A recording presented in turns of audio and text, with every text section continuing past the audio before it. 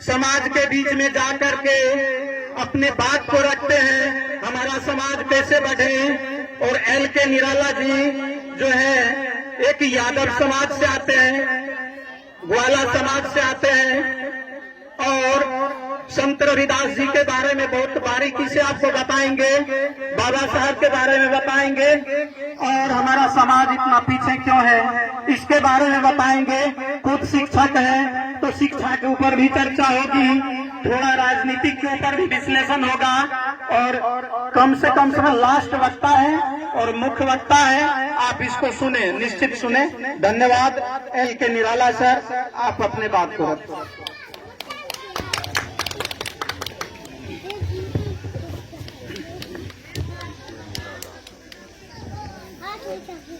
सम्मानित मंच और सम्मानित यहाँ उपस्थित तमाम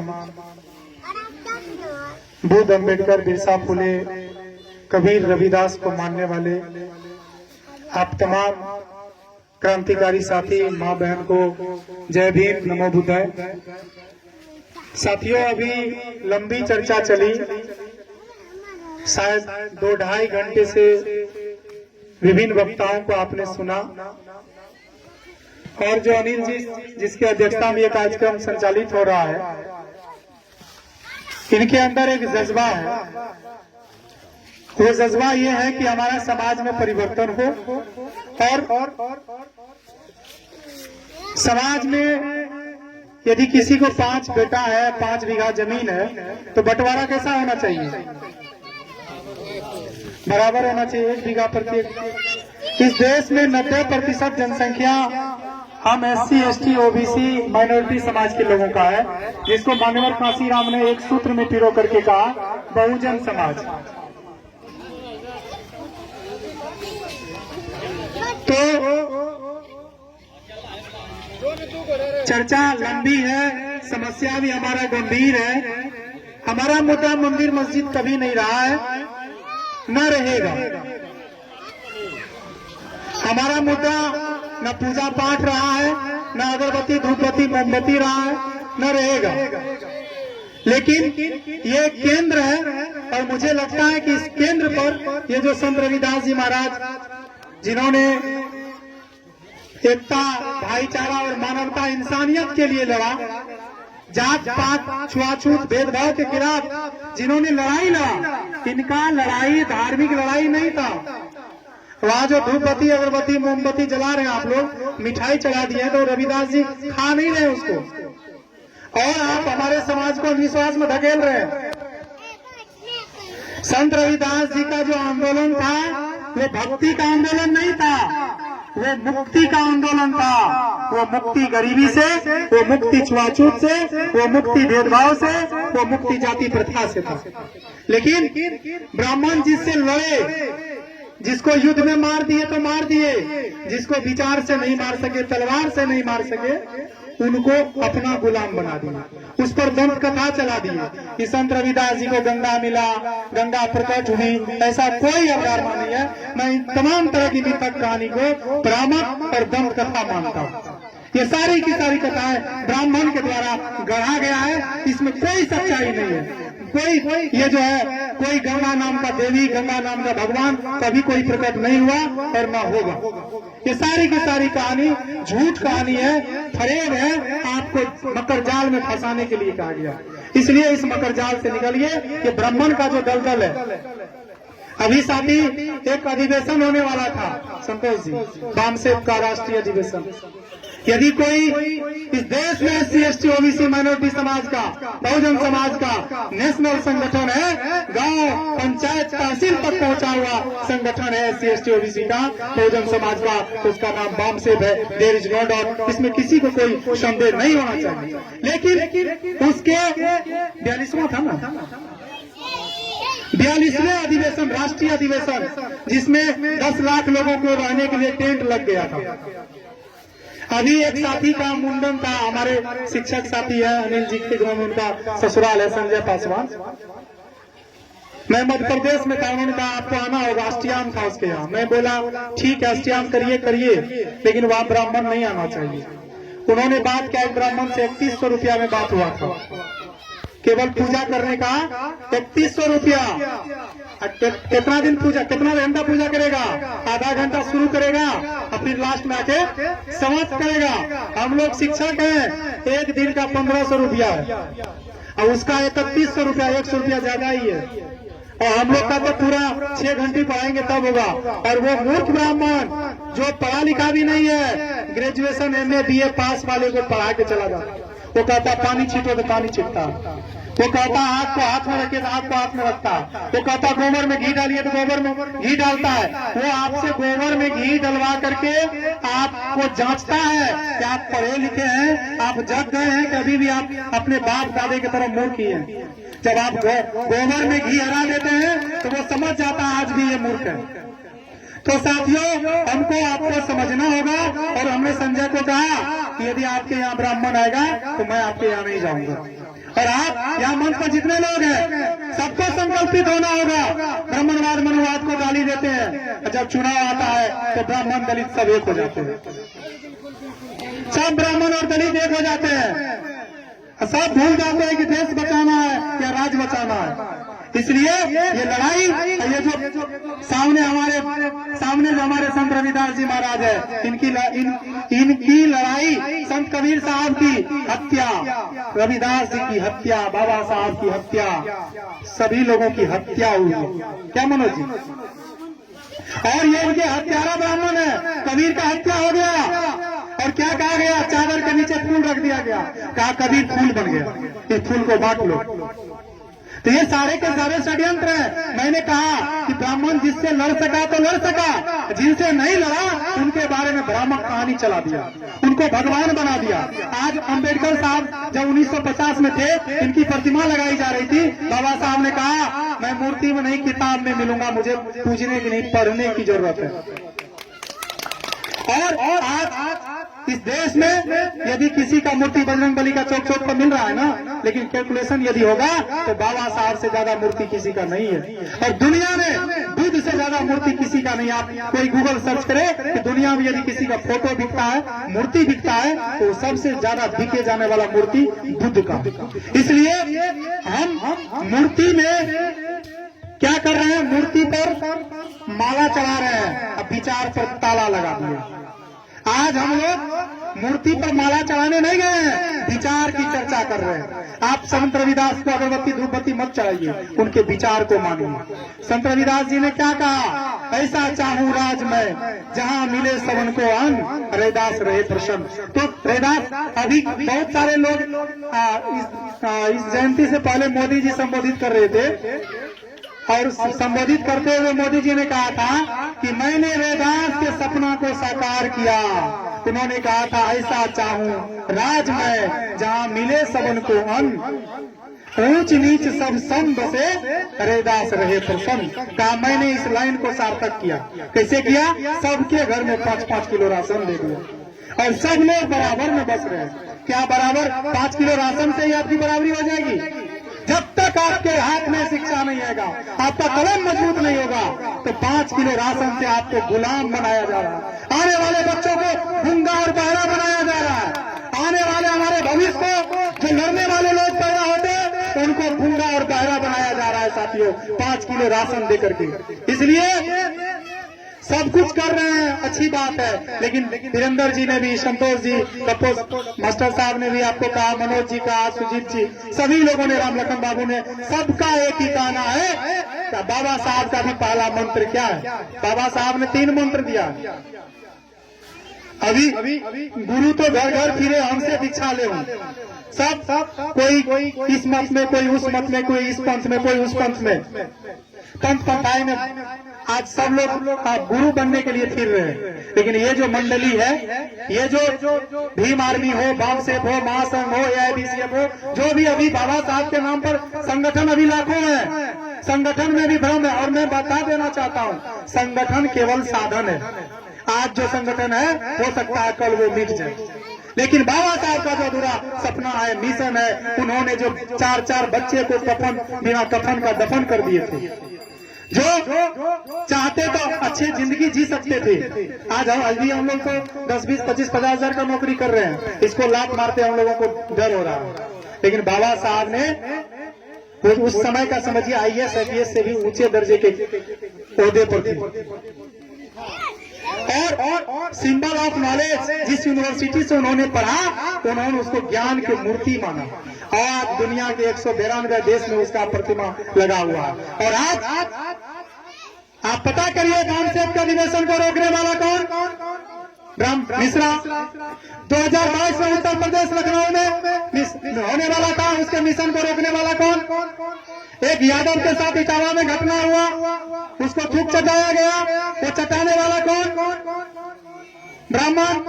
आप लोग, ये सत्संग कथा नहीं हो रहा है। एक दलित के मुंह में घास दिया गया, एक आदिवासी को ऊपर पेशाब किया गया, एक दलित के बच्चों को घड़ा से पानी लेने पर मारा गया। वो मारने वाले कौन? उन्नाव में हमारे बहन बेटी के साथ रेप किया गया। अभी देख रहे हैं उन्नाव में एक, क्या नाम है उसका, सेंगर, कुलदीप सिंह सेंगर, एक विधायक है। कहानी सुनिए, उसने एक बच्ची के साथ रेप किया, रेप नहीं किया, गैंग रेप करवाया अपने साथी के साथ भी। आज उस घटना को 10 साल हो गया। जो उनके पिता थे उनको जेल में मरवा दिया गया। रेपिस्ट के पिता को दुनिया में पहली बार आप लोग सुन रहे होंगे, फिल्म में ऐसा कहानी दिखाया जाता है। ऐसा फिल्म होता है, जमीन पर कभी नहीं हुआ है। अभी बांग्लादेश में एक दलित को मारा गया तो यहाँ के सारे हिंदू संगठन कह रहे हैं कि हिंदू को मारा गया। यहाँ के सारे लोग क्या कह रहे हैं? हिंदू। जब बांग्लादेश में कोई दलित मरे तो वो हिंदू हो जाता है, और यहाँ जब दलित के साथ अत्याचार होता है, अन्याय होता है, रेप होता है, बलात्कार होता है, उनको गले घोड़ा चढ़ने से रोका जाता है, तो वो दलित केवल दलित रहता है। मूछ रखने पर उसकी हत्या हो जाती है। आज एक पूरन IAS IPS हमारे समाज का, वो सुसाइड कर लेता है। आज वो दलित हिंदू यहाँ नहीं है, लेकिन जब बांग्लादेश में कोई मरता है दलित तो वो हिंदू हो जाता है। इसलिए साथियों, आपको हमको समझने की जरूरत है कि आपका दुश्मन और दोस्त कौन है। ये जो मदर ऑर्गेनाइजेशन है हमारा बामसेप, उसमें पहला अध्याय होता है दोस्त और दुश्मन का पहचान। आज इस देश के हुक्मरान आपको कहा जाता है कि आपका दुश्मन मुसलमान है। मुसलमान आपका दुश्मन नहीं है। कभी आपके आरक्षण के खिलाफ मुसलमान आवाज उठाया क्या? आपके साथ कोई छुआछूत मुसलमान किया? आज आपके महापुरुषों का जो बहिष्कार हो रहा है, पुतला दहन किया जा रहा है बाबा साहब का। यदि इस देश के नौजवानों के खून अभी गर्म है तो क्या बाबा साहब के पुतला को जिस दिन दहन किया जाएगा हम लोग जिंदा रहेंगे? और यदि दहन होगा तो हम लोगों को पूरे जितने 90% लोग दहन की जरूरत नहीं। अगर रोड पर उतर जाएंगे ना, लड़ाई तो लड़ने की जरूरत ही नहीं है। रोड पर केवल खड़ा हो जाएंगे, गिनती हो जाएगी हमारी, तो लड़ाई खत्म हो जाएगी। लेकिन हम लोग बटे हुए जात में, उलझे हुए जात में, आज कोई दलित बना हुआ, कोई महादलित बना हुआ, कोई पिछड़ा बना हुआ, कोई अति पिछड़ा बना हुआ। पिछड़ा को अति पिछड़ा से लड़ाया जा रहा है। अति पिछड़ा को कहा जा रहा है पिछड़ा तुम्हारा अधिकार खा रहा है। महादलित को कहा रहा है दलित तुम्हारा अधिकार खा रहा है। अभी देख रहे हैं ना, SC में भी कैटेगरी किया गया है कि वो कहा जा रहा है कि दलित को जो ऋषिदेव है, सरदार है, उनको कहा जा रहा है कि आपका अधिकार कौन खा रहा है? आपका अधिकार चमार खा रहा है, दुसाध खा रहा है, इसलिए आपको हम अलग व्यवस्था कर रहे हैं। जबकि सबका अधिकार कौन खा रहा है? सबका अधिकार कौन खा रहा है? उधर इशारा नहीं कर रहा है। एक कहानी के माध्यम से मैं आपको बताता हूँ। पहले गाय भैंस होता था, होशियार, जो होशियार होता था उसके गले में घंटी बांधा जाता था, होशियार गाय भैंस के गले में। और चोर जब चोरी करने आता था तो पहले उसका घंटी बोलता था, और एक चोर घंटी लेकर के पश्चिम की ओर जाता था और दूसरा चोर भैंस को लेकर पूरब की तरफ जाता था। जब घर के लोग जगते थे तो घंटी जिधर बजेगा उधर ही में सोचेगा भैंस लेके जा रहा है, लोग पश्चिम की ओर उसका पीछे करता था। बहुत दूर चोर भागते जाता था, सोचता भैंस भागता जा रहा है, लेकिन चोर भैंस किधर लेके भागा? यही इस देश में हो रहा है। आपको दिखाया जा रहा है कि आपका हक वो खा रहा है, आपका हक वो खा रहा है, और खा कोई और रहा है। केवल खा नहीं रहा है, हम लोग भी खिला रहे हैं। कैसे खिला रहे हैं? आपके यहाँ कोई यज्ञ होगा, हवन होगा, मुंडन होगा, विवाह होगा, पंडित जी बिना बुलाए चले आते हैं। उनको बुलाते हैं आप तब ना, खिलाने के लिए अच्छे वस्त्र पर बिठाते हैं, अच्छा भोजन खिलाते हैं, जो हम भी कभी नहीं खाए हैं उनको वो खिलाते हैं। लेकिन आप उनके घर में कभी जाके देखिए वो कितना सम्मान आपका करता है। कभी वो अपने बहन बेटी के विवाह में या किसी शादी संस्कार में आपको बुला करके ऊंचे सिंहासन पर बिठाया? कभी आपने कभी आपका कभी वो पैर धोया है? लेकिन आपने कितना बार पैर धोया है? इसलिए साथियों बहुत कुछ कहने का नहीं है, केवल ये मंदिर बन जाएगा और हमारी लड़ाई तो मंदिर से ही है। हमारी लड़ाई मंदिर से है। साफ सुथरे शब्दों में हमारी लड़ाई कभी ना, हमारे पूर्वजों की लड़ाई मंदिर मस्जिद की रही है। संत रविदास जी भी किसके खिलाफ लड़े हैं? ब्राह्मणवाद के खिलाफ, मनुवाद के खिलाफ, जातिवाद के खिलाफ। उनकी लड़ाई कभी मंदिर मस्जिद की नहीं रही है। कबीर साहब, बुद्ध, तो अलग अलग समय में संत हुए हैं, इसकी अलग अलग लड़ाई है। ब्राह्मणवाद में अलग अलग समय में बुद्ध को अम्बेडकर से अलग, बुद्ध को कबीर से अलग रखा, बुद्ध को रविदास से अलग रखा। हमको लगता है कि यदि रविदास के समय में बुद्ध का पूरा इतिहास रहता तो संत रविदास भी एक बौद्धिस्ट होते। यदि बुद्ध का पूरा इतिहास इस भारत में रहता तो कबीर साहब भी बुद्ध के ही मार्ग को अनुसरण करते। आज कोई भी संत जो बुद्ध ने कहा, पंचशील का जो उन्होंने नियम दिया, पंचशील के नियम को कोई भी संत है तो काट दिया, सब उन्हीं को प्रतिपादन किया। अभी जो महर्षि में ही संत मत है वो भी कहते पंच पाप से दूर रहिए, तो उनको पूछे कौन पंच पाप? तो वही महात्मा बुद्ध का जो दिया हुआ सिद्धांत है, पंचशील का सिद्धांत। तो साथियों हम लोगों को अभी कहे ना संतोष जी और सारे लोग कि आपको पहले अपने इतिहास पर गर्व कीजिए, क्योंकि जो कोई अपना इतिहास नहीं जानता है अपने भविष्य का निर्माण कभी नहीं कर सकता है। इसलिए आप अपना इतिहास जानिए। आपका स्वर्णिम इतिहास है। हमारे बाप दादा ने इस देश का संविधान लिखा। जब संविधान लिखा तो सबको बराबर रखा। उनके बाप दादा ने, ब्राह्मणों के बाप दादा ने मनुस्मृति लिखा, उसने हमको गाली दिया, उनको हमने छोटा नीचे रखा, गाली देने का काम किया। लेकिन बाबा साहब डॉक्टर अम्बेडकर ने संविधान लिखा तो क्या कहा? आर्टिकल के अनुसार कहा कि जाति, धर्म, लिंग, भाषा के आधार पर कोई भेदभाव नहीं होगा। इसलिए साथियों ये मंदिर बने, लेकिन इस मंदिर से मेरे ख्याल से यहाँ के जो लोकल कमेटी से हम लोग अभी बात करेंगे, जो खर्च होगा हम लोग देंगे। लेकिन यहाँ आसपास में हम लोग चाहते हैं कि एक पाठशाला खुले। यदि कोई बेरोजगार युवक है जो अभी पैसा चला रहे हैं, कोई काम अपना शिक्षण अध्ययन कर रहे हैं, तो वहाँ गरीब बच्चों को यहाँ पढ़ाएं इस कैंपस में, और उनको हम लोग 2-3 हजार रुपया महीना जीवन निर्वाह के लिए हम लोग देंगे। और वो गरीब बच्चों को, जो मजदूर के बच्चे हैं, जो ठेला चलाने वाले के बच्चे हैं, जो मजदूरी करने वाले के बच्चे हैं, उनके बच्चों को शिक्षा दे। क्योंकि इस मंदिर में कितने फूल चढ़ा दीजिएगा, अगरबत्ती, धूपबत्ती, मोमबत्ती गाड़ दीजिएगा, तो इससे आपका बच्चा शिक्षित होने वाला नहीं है। हमें पाठशाला की ओर जाना है। हमें मंदिर मस्जिद ठीक है, क्योंकि ये केवल एक सेंटर है, पर हमें अपने इतिहास को जानना है। लेकिन उसी में जो वो कर रहा है वही हमको नहीं करना है। हमको अगरबत्ती, हम भी, क्योंकि बहुत सारे लोग प्रश्न करेंगे आप भी मंदिर बनाए, तो वो स्टेच्यू है बाबा साहब डॉक्टर अम्बेडकर का। जब आप लोग जाएंगे मानगंज चौक के पास, जिसको मुसहरी कहा जाता था, अब अम्बेडकर चौक के नाम से उनको जाना जाता है। तो जाति पाति की जो जड़ है ऐसे ही निकलेगा। अब अभी सही में करे थे संतोष जी, हम लोग यहाँ लवधी चौक पर रुक करके पूछे कि रविदास जी का मंदिर किधर है, उनको पता नहीं था। जानता सब है, बताना नहीं चाहता है। तो हमारे सूरज को कोई ढक करके कहे कि हम सूरज के प्रकाश को नहीं निकलने देंगे, तो ये संभव है क्या? सूर्य का प्रकाश स्वयं निकल जाएगा। तो आने वाला जो 2 फरवरी है, हम लोग पिछले रविदास जयंती हम लोग मधेपुरा जिला के हरार में मनाए थे। अब वीरेंद्र जी जो है बहुत अच्छा व्यवस्था किया था, 100-200 लोगों का खाने का व्यवस्था था, अच्छा पंडाल लगा था, वहां हुआ था। उससे पहले गंगापुर में 3 दिवसीय मेला लगा था, तो हम लोग लगातार 4 बार 5, उससे पहले कोलियापट्टी में रामदास बाबू किया, तो लगातार हम लोग नया जगह पर जा रहे हैं। तो हम इस बार गुड़िया आए हैं। अब गुड़िया के लोगों को सोचना है कि आए हुए मेहमान को आप बैठने देंगे, आप उस व्यवस्था को आगे बढ़ाएंगे।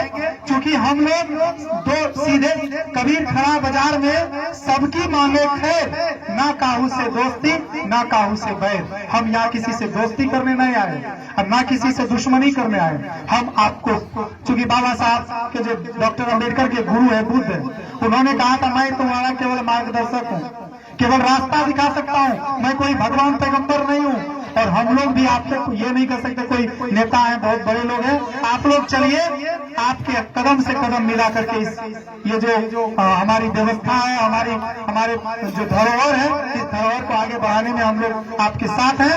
और एक कदम आप लोग बढ़ाइएगा, 4 कदम हम लोगों का आगे बढ़ेगा। क्योंकि हम लोगों का मिशन ही है कि प्रत्येक गांव में एक महापुरुष का प्रतिमा स्थापित करें।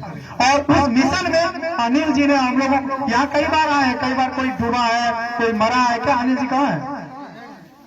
आए हैं कई बार, कई कार्यक्रम हुआ है। सर्वप्रथम अनिल जी अपने यहाँ कार्यक्रम करवाए थे और कोई भी छोटा बड़ा घटना होता था अनिल जी सूचना देते थे, हम लोग आते थे। लेकिन इस बस्ती पर नहीं आए हैं। वरुण जी हमारे मित्र हैं, शिक्षक साथी, शंभू सर के साथ कई बार आए हैं यहाँ, और वो अम्बेडकर जयंती में चंदा भी दिए हैं, सहयोग भी किए।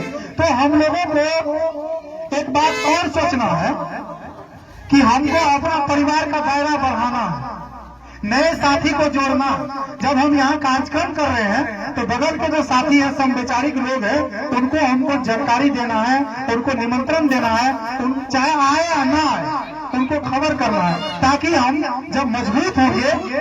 चूंकि बहुजन समाज का मतलब 85%, 90%, इसमें यादव भी है, मंडल भी है, मेहता भी है, दुसाद भी है, राम भी है, सब है, रजक भी है, सब लोग, सब जातियां है।